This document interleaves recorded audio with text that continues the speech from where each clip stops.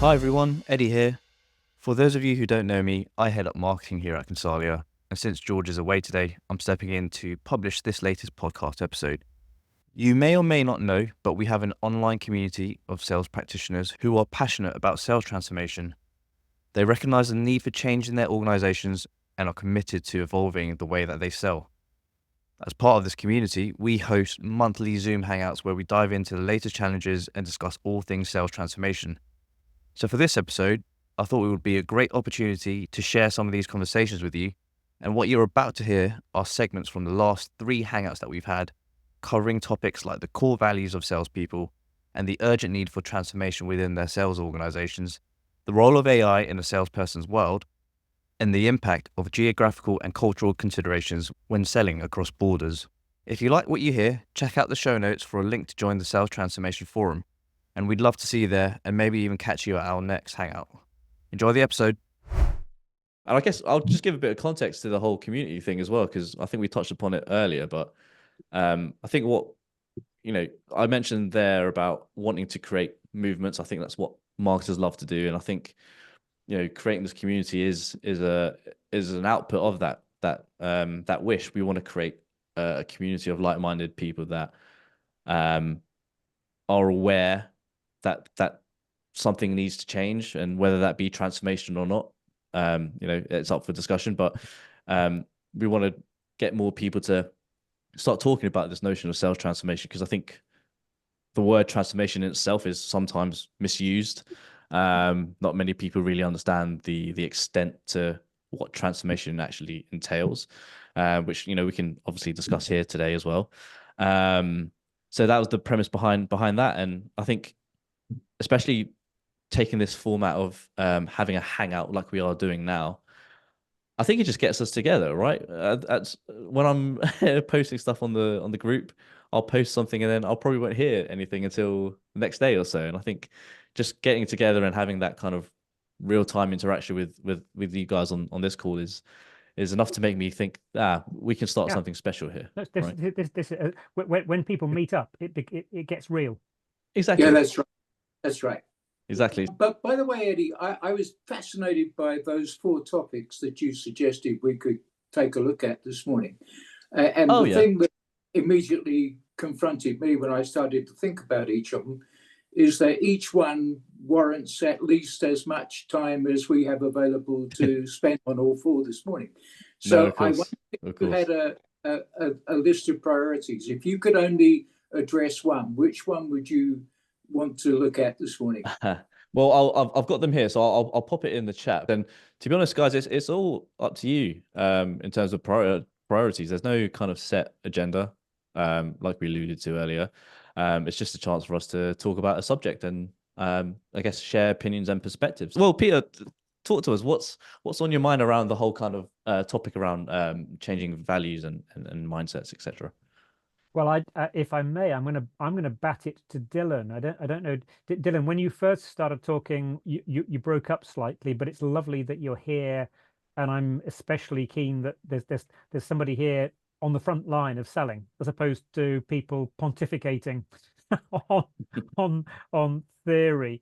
So to answer your question, Eddie, that for me the challenge of putting values. And by the way, I know that Dylan has been through the Consalia program. Dylan, how do you find customers who are even prepared to engage, let alone engage, because they have a present need?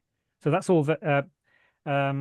So from a leadership and strategic perspective, absolutely appropriate to emphasize values for all the reasons that Phil has outlined in the book. And I was like everybody else, really struck by his choice of vocabulary. Why did he choose those 4? Why did he choose that particular vocabulary? But they're good, memorable phrases, and the right choice of number. 4 good, 4 and 4 against.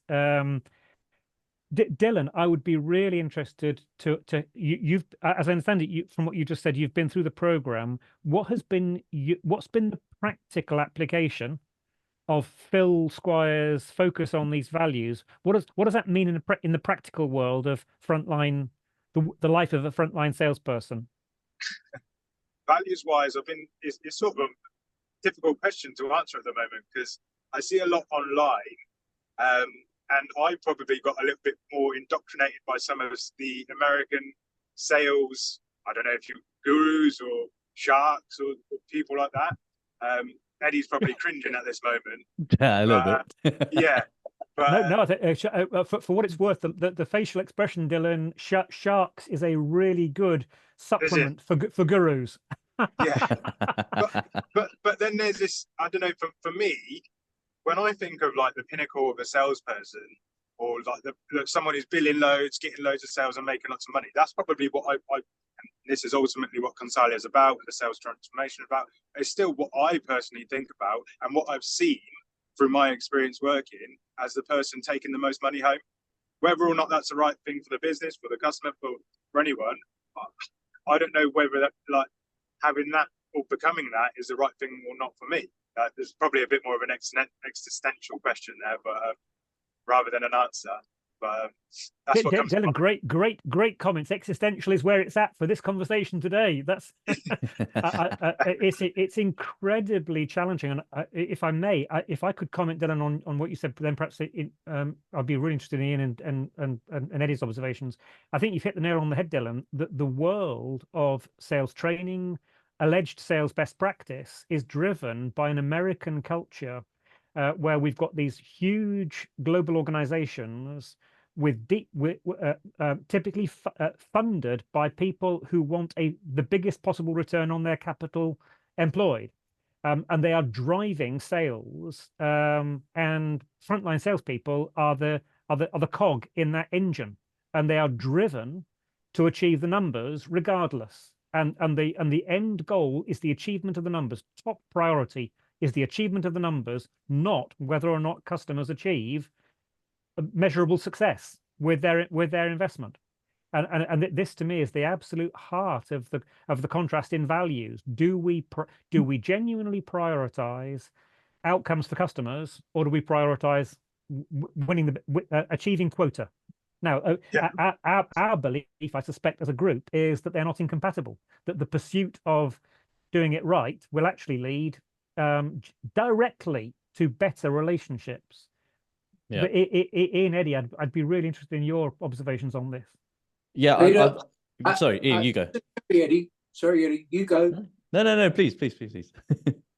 I think you've hit the nail on the head, Peter, that there is no difference. There is no different side of the ledger to what is right for the selling organization and what is right for the buying organization. But that is not a case that has been effectively made to sales leadership.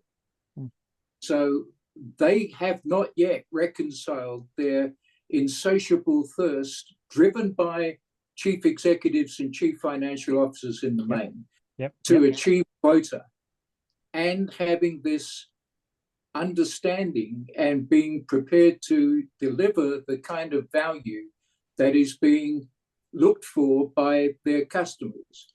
And I think that our challenge is, how do we bridge that gap? How do we talk to sales leadership in a way that is persuasive, so that they say sales transformation is our best way, if not our only way, to achieving the quota, which is causing the pressure to be on us every day from those in a position of executive authority.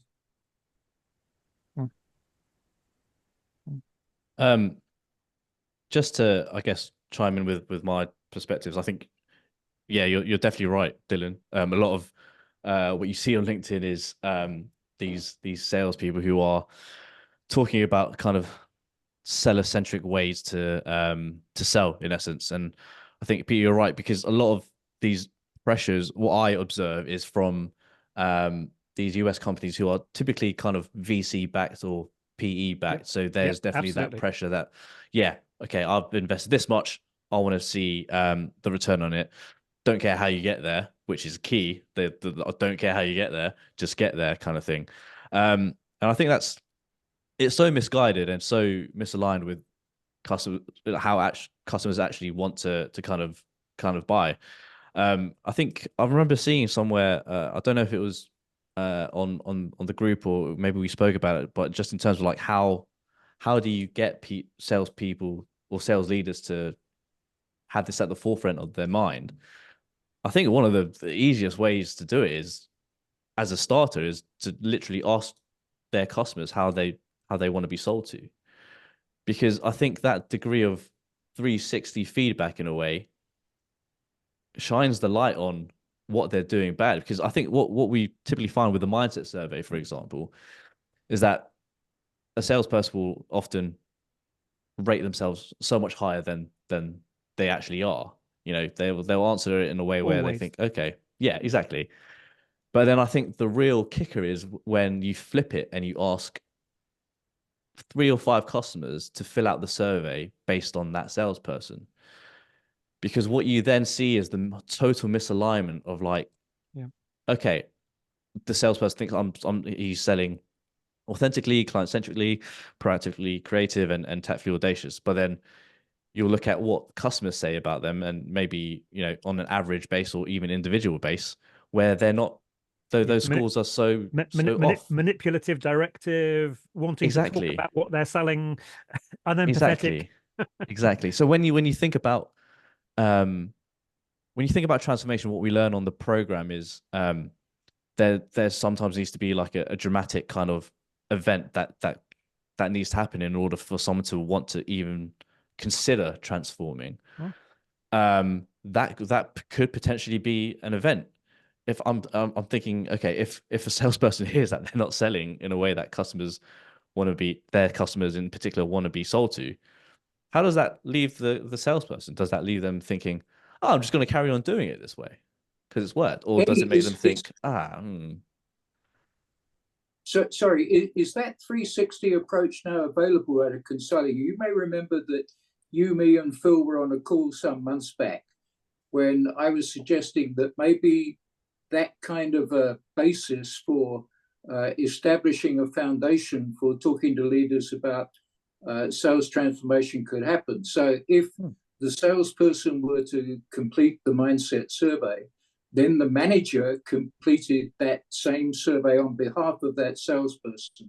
And then, as you say, 3 to 5 customers did the same thing.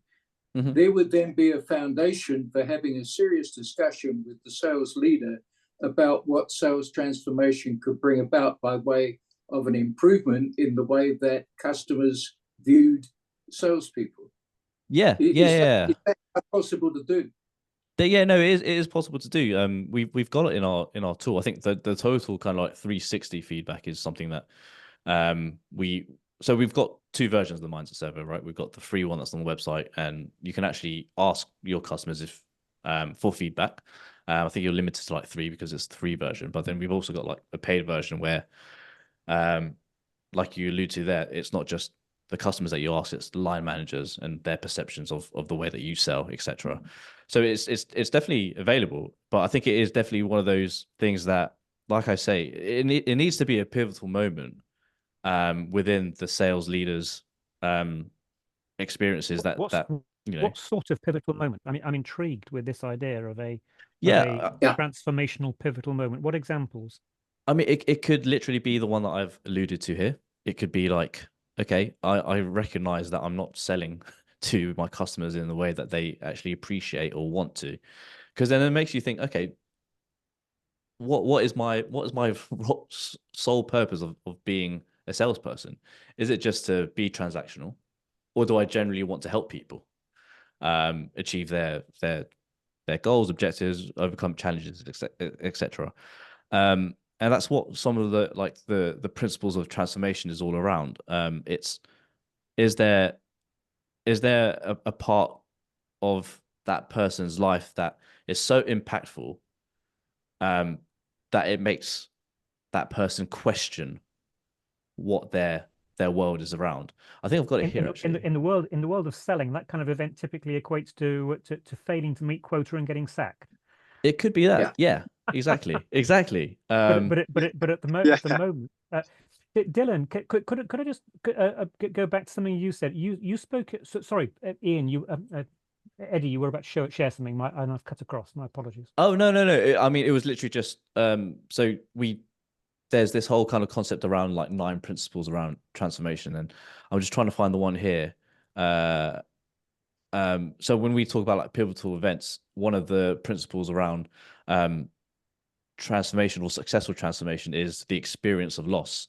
It says that transformational change often involves a loss, as individuals or organizations must let go of outdated worldviews or practices.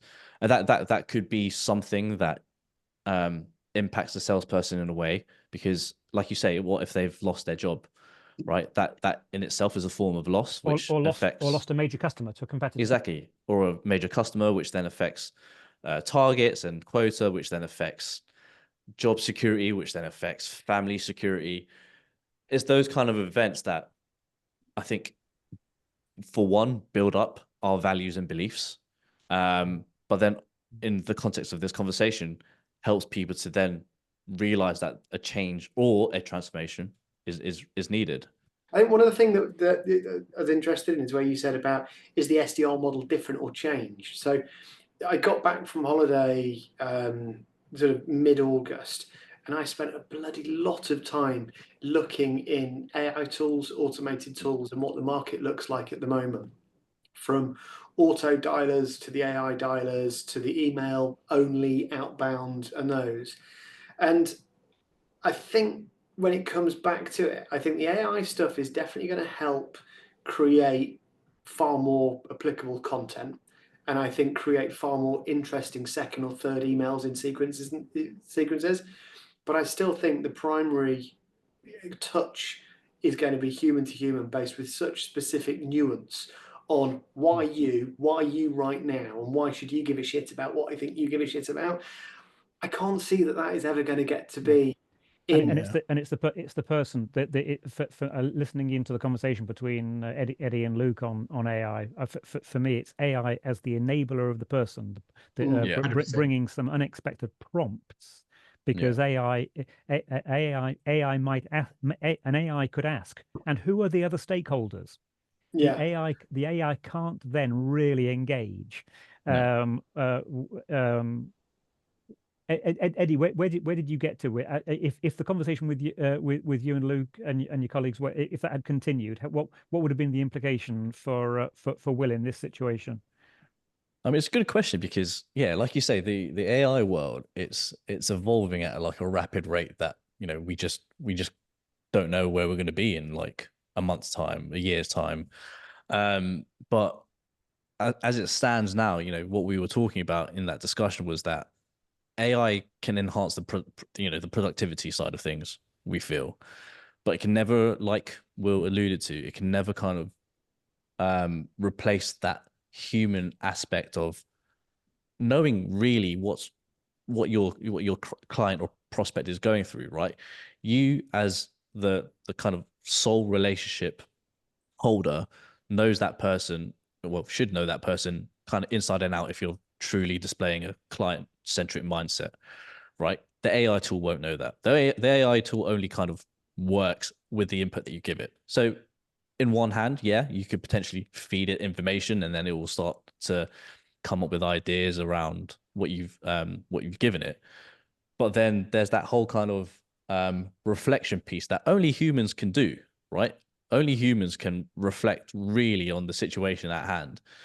And I think that's where like we were getting to with our conversation. And there's still a long way to go, I think, for AI tools in this new world that we're living in.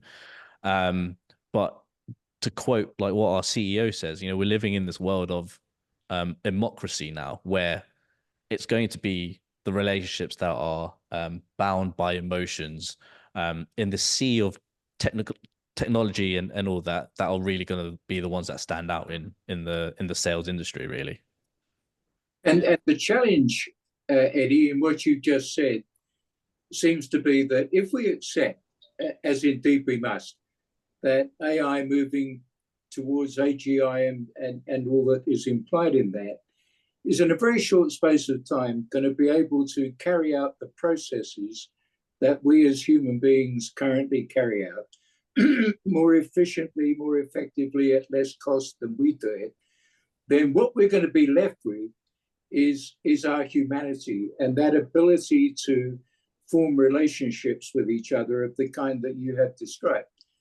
And in my work, it seems that sales transformation seems to crystallize in that context around how do we enable people to become more aware of themselves and the value that that represents to clients over and above what those people are able to do by bringing value to clients. So the question still remains for salespeople, who are you and what is it that is in your intrinsic self that represents value for the people who are your customers? Seems to be the fundamental core challenge that we face in working with people in the sales transformation space. Yeah, I think you're right. Although I do think I've only ever sold tech, and I do actually think the sales role is still fundamentally can't be digitally replaced. Right. Because I think it will always come down to the subtlety between the who, the why. So we've got a saying in our business, because within the tech world, you're always looking at ways to show value faster, right? And, you know, a fool with a tool is still a fool, right? Yep. And somebody mentioned a moment ago around the prompt generation. That's where the standout comes in. I mean, if a SDR uses a tool and helps them stand out because of the quality of their prompts, that's where it comes in. Well, I'm 100% with you. You need that human element, Ian, as well. You need that human element, right?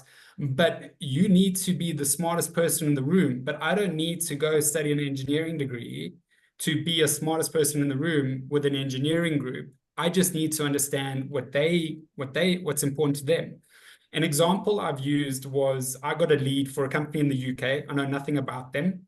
And I just went ChatGPT 4, right? And I was like, please act as this role. And you need to unpack the details about this company. Tell me who this company is. And it comes through, boom. And then I was like, all right, so tell me about their competitors.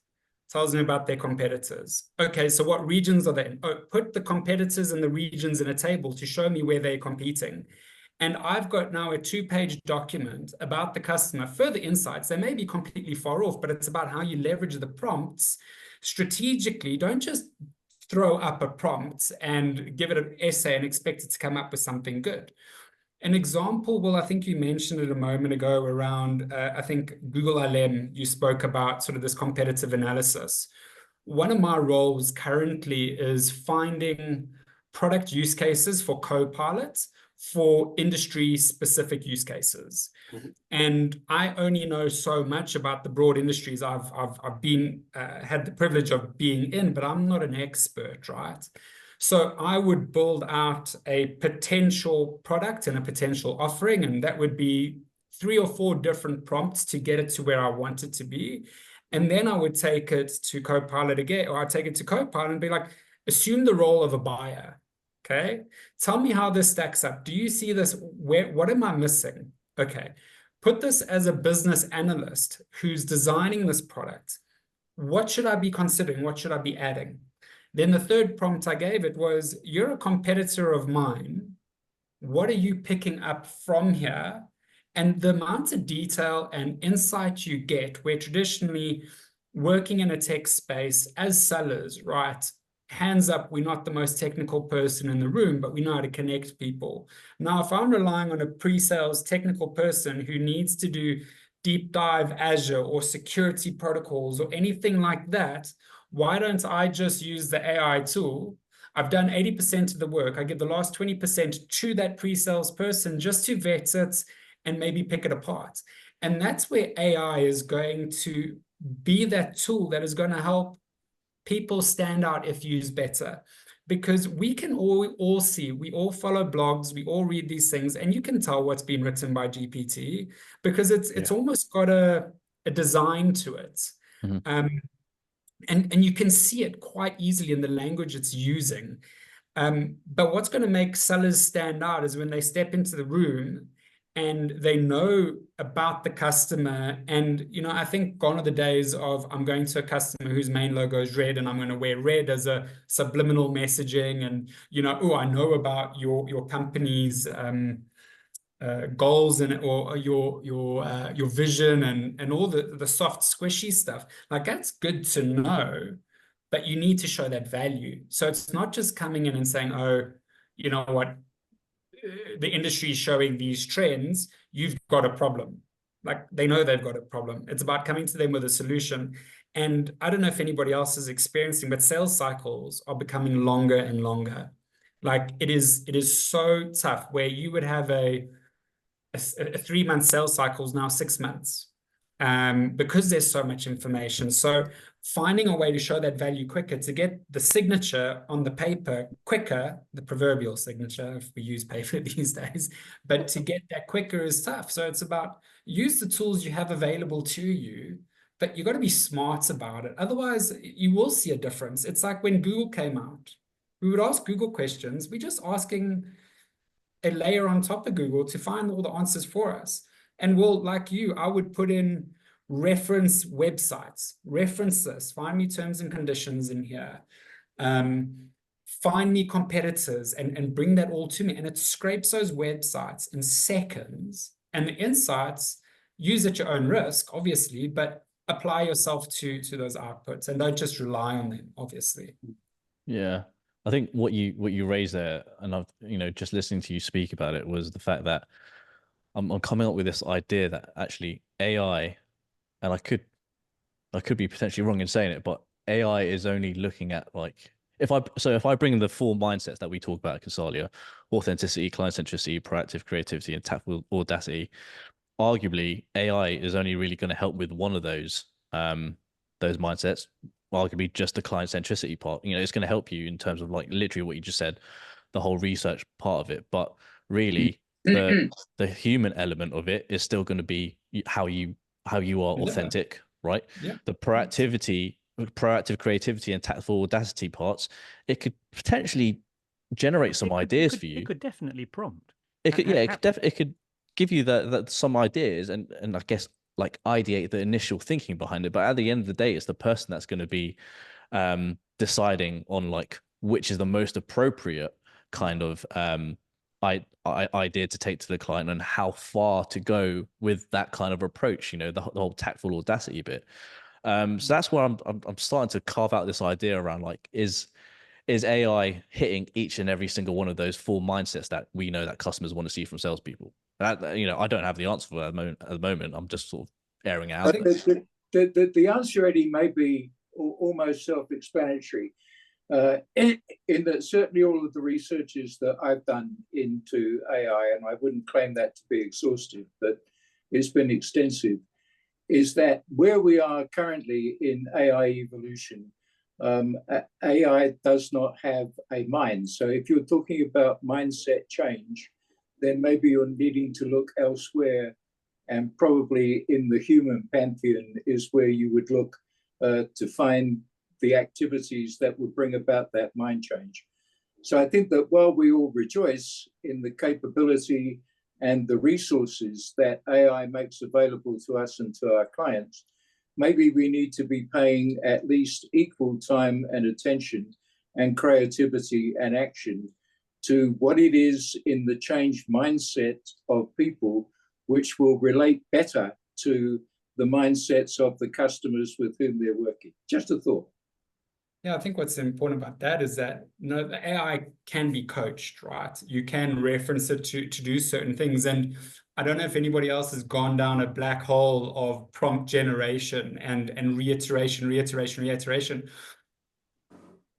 Initially, face value, oh, it disengages the mind, somebody else is doing it for you. And I had that in the beginning. Like, you'd feel guilty for using GPT or Copilot or some AI, and it's like, oh, it's not my work. But when you go down that black hole and you're doing prompt revisions, you actually get better with your language, better with your prompt, and it actually makes you think about other things. So as a seller, I go to a customer, I bring back half of a problem according to delivery, right? And delivery then asks you a million questions. Now, because you've been in that world long enough, you start going, okay, what about this? What about this?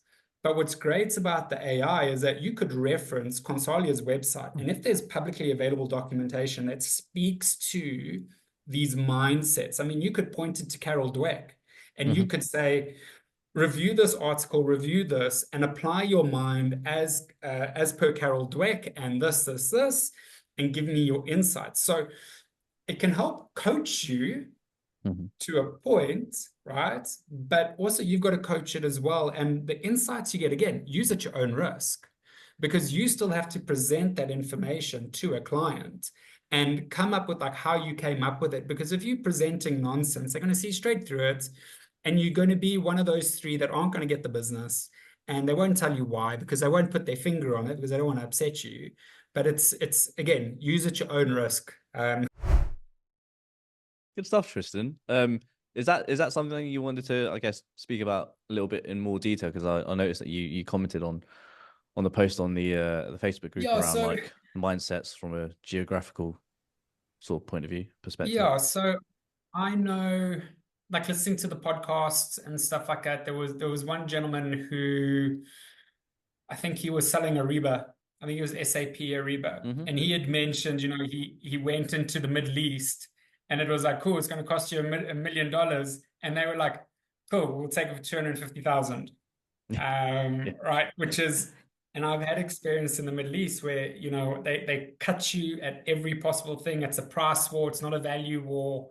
Actually, you know, and I wanted to, and obviously English, obviously it's not English speaking naturally, but in England, right, I just wanted to understand, you know, what are the things that buyers look for. I mean, obviously I follow the podcast, and I try to keep up to date in terms of what you guys are posting on LinkedIn, and I try to do my own research. And since our last call, like Perplexity is my best friend.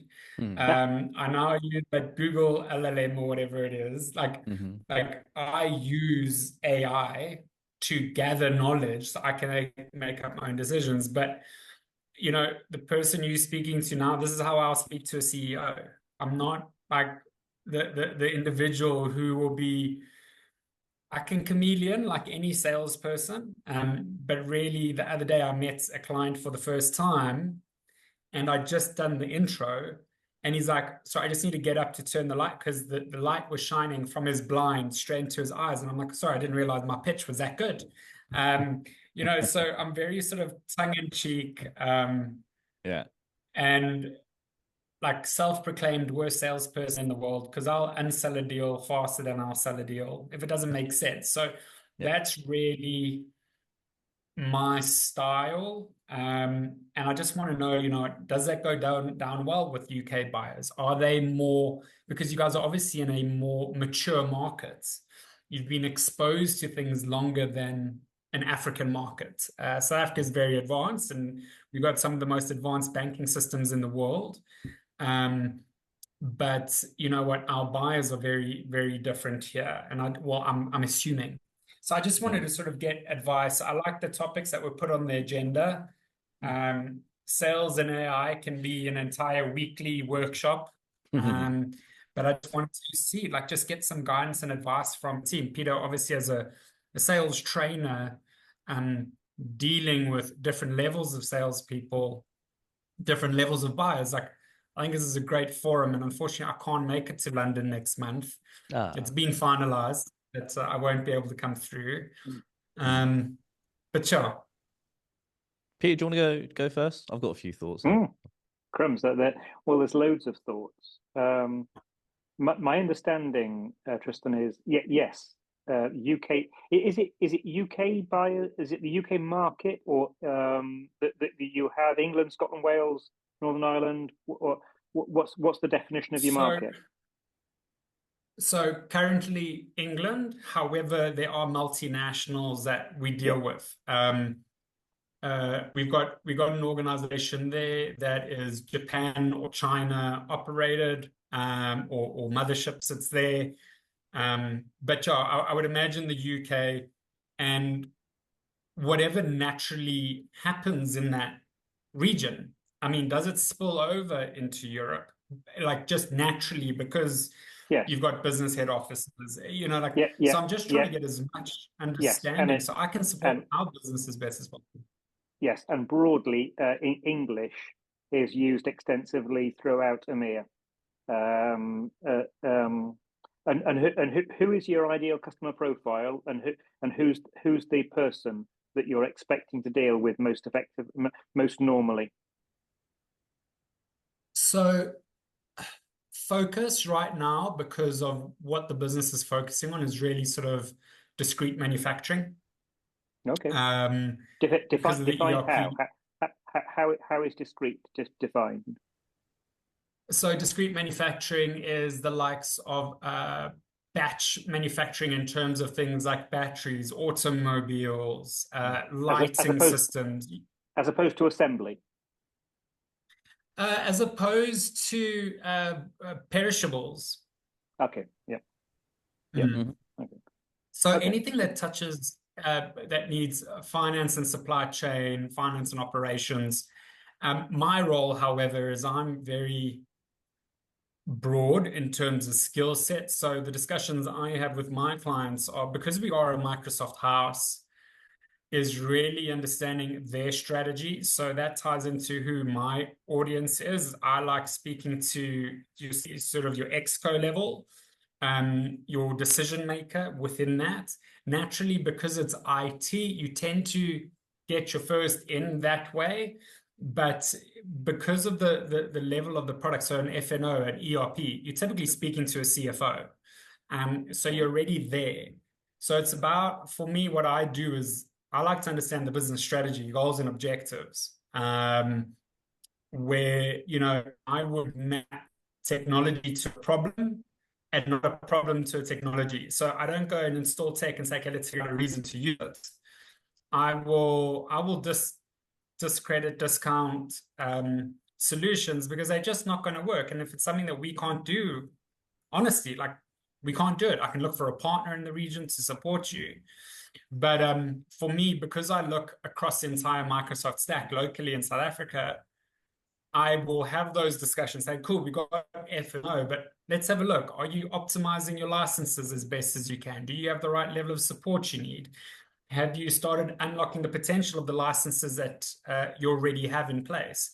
And then I sort of go into the individual, like what's your utopia? What do you want to leave behind? Absolutely. How do I help you be successful?